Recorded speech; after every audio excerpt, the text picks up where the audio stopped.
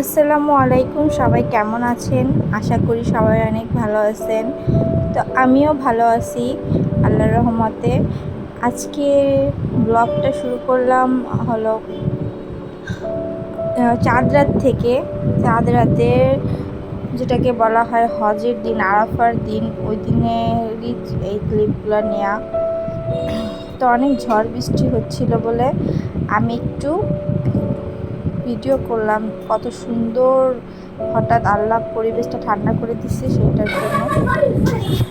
তো এখানে হচ্ছে আমাদের বাসায় গরু নিয়ে আসছে কুরবানি দেওয়ার জন্য।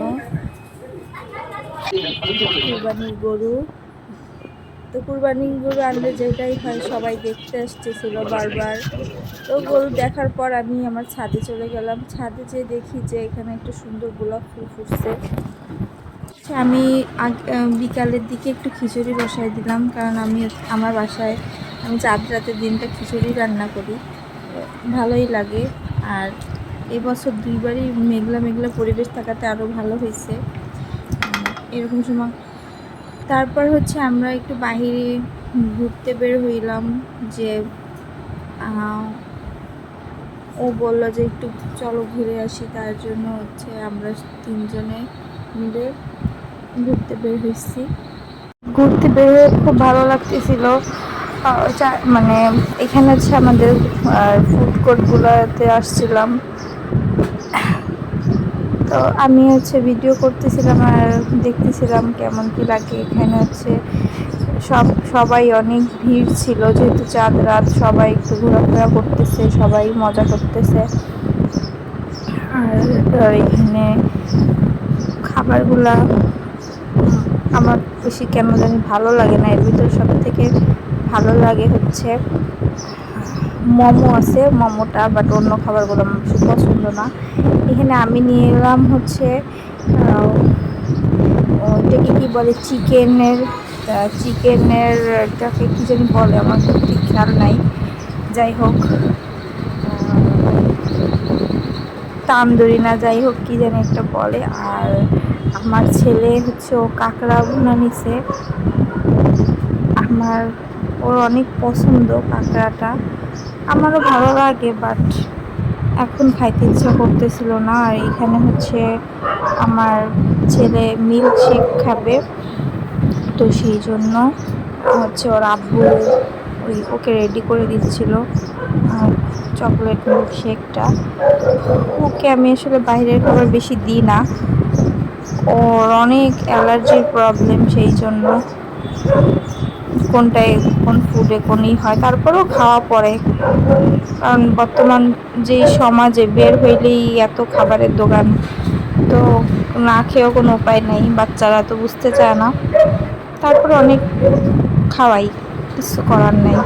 তবে আমি তুলনামূলক একটু কম দিই। এখানে আমি হাঁটতেছি আর ও খাওয়া দাওয়া শেষ করে ও বলল যে চলো আমরা এটা ফুড কোর্টটা পুরো ঘুরে দেখি, আর দেখি যে কিছু খাওয়া যায় কিনা। বাট আমরা যা খাইছি ওই নান এগুলো খেয়ে আমার একেবারে আর খাওয়ার ইচ্ছা নেই।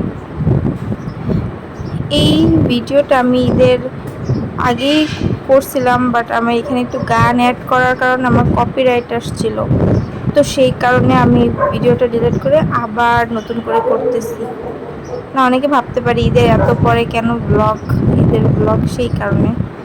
আর ঈদের সময় অনেক ব্যস্ততার কারণে আসলে এভাবে ব্লগের কাজগুলো করতে পারি নাই।